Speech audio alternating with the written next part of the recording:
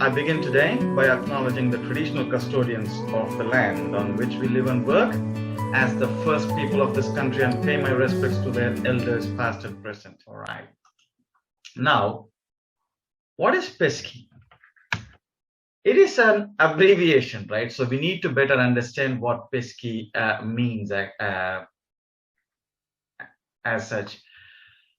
Pre-employment. Have a clear understanding of each and every word which represents PESCI. Pre-employment structured clinical interview. Okay, guys? It is an objective assessment of the clinical experience what a candidate brings, particularly as international medical graduates. It is an objective assessment of our clinical experience and knowledge, and to determine whether we are suitable to practice in a specific location in Australia as a GP. PESCI has been ordered by Medical Board of Australia and designed by Australian Medical Council and conducted by some providers, PESCI exam providers. So there are three components involved here. And PESCI interview is kind of, AMC has set certain guidelines how PESCI should be conducted, and it has a nationally consistent standardized process to it. So it's, they have a set standard to it. And it consists of a structured, interviewing of a candidate, giving them a few clinical scenarios. The scenarios could be either role plays, which has come into play in the last 2 to 3 years, or else it is usually the traditional case discussion. They will give you a scenario and they would want to discuss with you the case. How would you approach the patient in the given location of yours for which you're applying? Okay. So the guidelines have been developed to provide PESCI providers, applicants, and the other allied people a perspective about PESCI, which would be the base of our topic today. Anyways, it includes all the stakeholder responsibilities. It is clearly giving guidelines, and that is the link. And I'll be providing this link later for you guys to have the PDF, and you can go through it. It's all available online. That is from the Medical Board of Australia. Now, what is the purpose of PESCI? Why should anyone have or go through PESCI?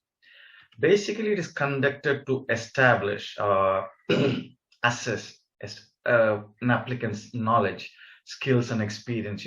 If you can practice safely and effectively in par with the local GPs in this country. That is the whole objective or the purpose of conducting PESCI. They say it is not an exam, but there's a different groups of thoughts whether it should be considered as an exam or an interview. As of now, it is called as an interview, and there are only 4 to 5 cases per candidate, and there are role plays, there are case discussions. Basically, it is an interview rather than exhaustive AMC clinical exam where you have 20 stations and 16 to be performed. PESCI, it's an evaluation of suitability. They are just assessing whether we are suitable to work in the position that we want to work in a GP practice. And the standard that is expected of a candidate is one of safe practice as per the good practice guidelines in Australia. Also, PESCI is a registration requirement for people going through the standard pathway. We need to understand, as I mentioned earlier, PESCI is assessing a candidate's suitability to work at a GP level with a minimum exposure or experience in the past. So they're looking for some seasoned doctors who have 2 to 3 years of GP experience or postgraduate experience, not freshers. Okay. As opposed to AMC clinical exam, which is exhaustive with lot many stations, but there we are being assessed at a level of PGY1. That is why PESCI is chosen by most people who have a significant past experience. Because going back, just imagine if you have to go back to your PGY1 level, postgraduate year 1, that is just after internship. Imagine that level of status or a scope of examining you. This is different. PESCI is for GPs or people with minimum 2 to 3 years of experience. Yeah. So who requires to sit PESCI? Who should be actually looking forward to attending PESCI or taking PESCI?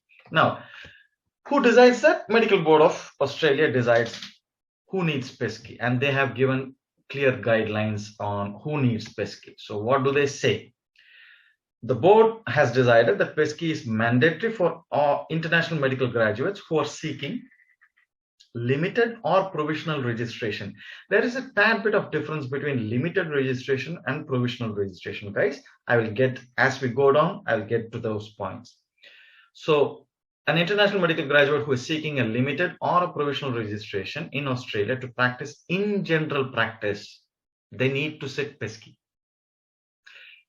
This also includes international medical graduates who are both on the stand. I mentioned about the AMC pathways. One, the standard pathway, which may lead you or help you to go towards AMC certificate, getting an AMC certificate, or people who are coming from competent authority pathway. Those are people who have got their medical degree from a competent authority or a competent country or comparable country.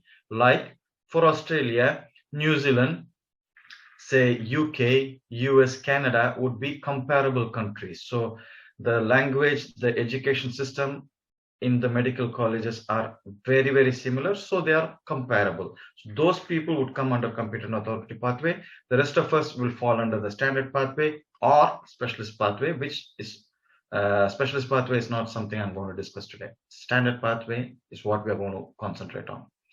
Now, the degree of risk of a position, right, is it's determined. Okay, you're applying for a position, and how should they design PESCI for you? Because it is all individual, right? It is not a blanket rule like you are working in a hospital after AMC clinicals. No, you're working in a GP practice, and every GP practice is different. Number one, we are aware of it. Number two, the location of the GP practice in Australia, whether is it we will be having a slide later where we will discuss about the location where the GP practice is. So this is it. What are the responsibilities associated with the position, the location of the position, and the level of supervision and support needed for the candidate? Yeah, all these three are the main criteria based on which the PESCI panel will decide on the cases for you. Also, they will decide what level of supervision you might be requiring in that particular position. On top of this, guys, please take this point as a very important point. Your past experience as a GP counts a lot. So your cases will also be designed that way in the PESCI interview. Okay, and your registration also matters based on your past experience. Now, don't be alarmed. Oh, I don't have enough GP past experience. Let's get to that on an individual discussion, person to person.